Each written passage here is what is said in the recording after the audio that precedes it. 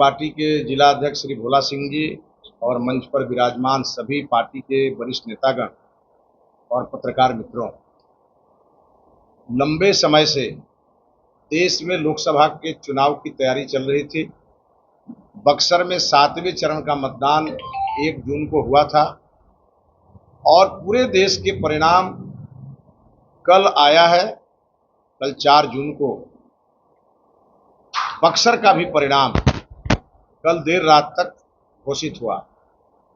चूंकि मैं बक्सर भारतीय जनता पार्टी और एनडीए के कैंडिडेट होने के नाते मेरी पूरी नज़र कल के मतगणना पर भी थी, तो मेरा पहला रिएक्शन ये है कि लगभग 4,08,000 से भी अधिक वोट मुझे इस चुनाव में बक्सर की महान जनता ने मुझे दिया है।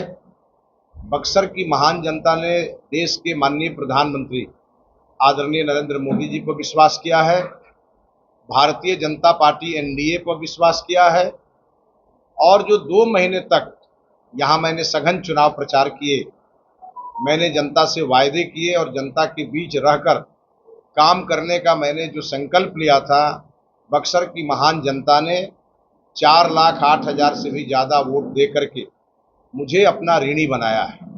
मैं सबसे पहले बक्सर के सभी परिवारजनों को हृदय से धन्यवाद देता हूं, जिन लोगों ने इस परिस्थिति में मोदी जी का साथ दिया, भाजपा का साथ दिया और मेरा साथ।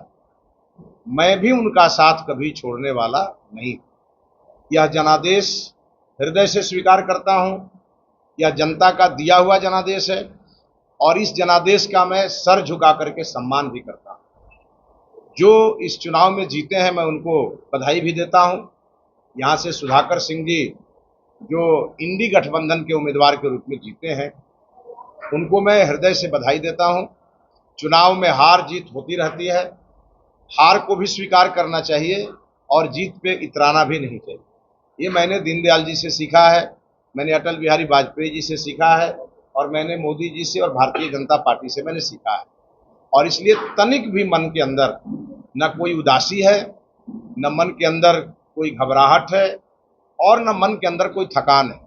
इसलिए पूरी तरह से निष्ठा के साथ, ऊर्जा के साथ और अपने सभी कार्यकर्ताओं के साथ बक्सर की सेवा 5 साल, जब तक अगला चुनाव नहीं आ जाता तब तक बक्सर के कार्यकर्ताओं के साथ मिलकर के बक्सर की जनता का सेवा करूंगा और खुट्टा गाड़ करके इस बक्सर में बक्सर के हर गलत काम का विरोध करूंगा। चूंकि मैं यहाँ विपक्ष में हूँ, जो जीते हैं वो सत्ताधारी दल के सांसद कहे जाएंगे और मेरी अपेक्षा होगी। मैंने बक्सर में बक्सर को बनारस बनाने का संकल्प लिया था। यह संकल्प कुछ दिनों के लिए जरूर टल गया, क्योंकि मैं सांसद होता तो मैं तुरंत इसके लिए पहल करता।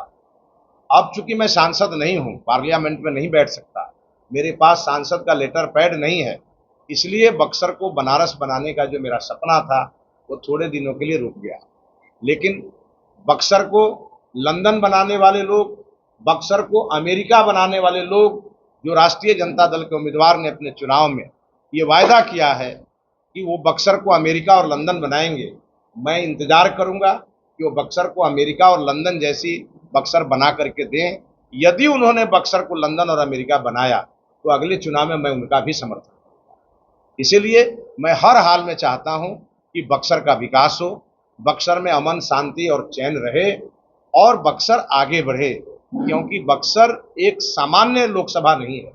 बक्सर देवी देवताओं की पुण्य भूमि है, ऋषि महर्षियों की तपस्या स्थली है, प्रभु श्री राम की ज्ञान स्थली है और हमारे महान तपस्वी विश्वामित्र जी की तपोस्थली है। और वामन भगवान ने इस धरती में अवतार लेकर के इस धरती को अवतारी भूमि एक तरह से घोषित किया है।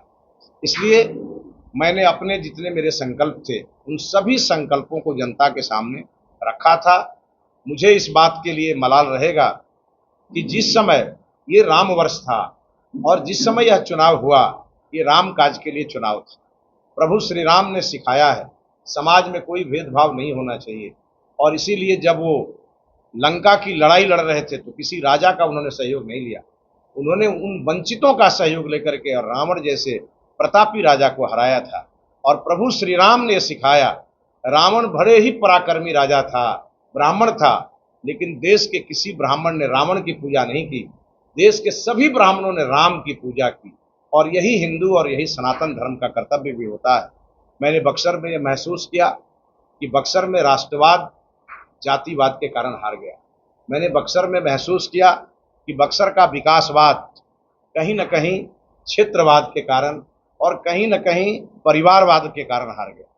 मैंने बक्सर में महसूस किया, झूठ की ऐसी फसल यहाँ बोई गई थी, चाहे वो अश्विनी चौबे के बारे में प्रचारित किया गया हो कि वो यहाँ पर एम्स ले आए थे और एम्स भागलपुर चला गया, जो पूरी तरह से कोरा बकवास था, झूठ था। और यह झूठ किसी और ने नहीं, राष्ट्रीय जनता दल और उनकी बी टीम निर्दलीय प्रत्याशी ने फैलाया। आपने देखा होगा कि जिस व्यक्ति ने यहाँ के एक निर्दलीय प्रत्याशी का मंच संचालन किया था नॉमिनेशन के सभा में, वह प्रत्याशी कल मिठाई खा रहा था राष्ट्रीय जनता दल के एमपी, नवनिर्वाचित एमपी के द्वारा। तो यह बात बक्सर की जनता को दिखना चाहिए कि ये वो लोग हैं जो जयचंद बन करके डस रहे थे इस बक्सर को, और बक्सर में लगभग 71 से 80 हजार लोगों का वोट जो पड़ना चाहिए था भारतीय जनता पार्टी के पक्ष में, वह वोट यत्र तत्र और सर्वत्र चला गया। और यह बक्सर के इतिहास में ये पहली और आखिरी घटना होनी चाहिए। लोकतंत्र में जब आदमी गिरता है तो संभलने का मौका लोकतंत्र ही देता है। मैं भी अपने पूरे पार्टी के कार्यकर्ताओं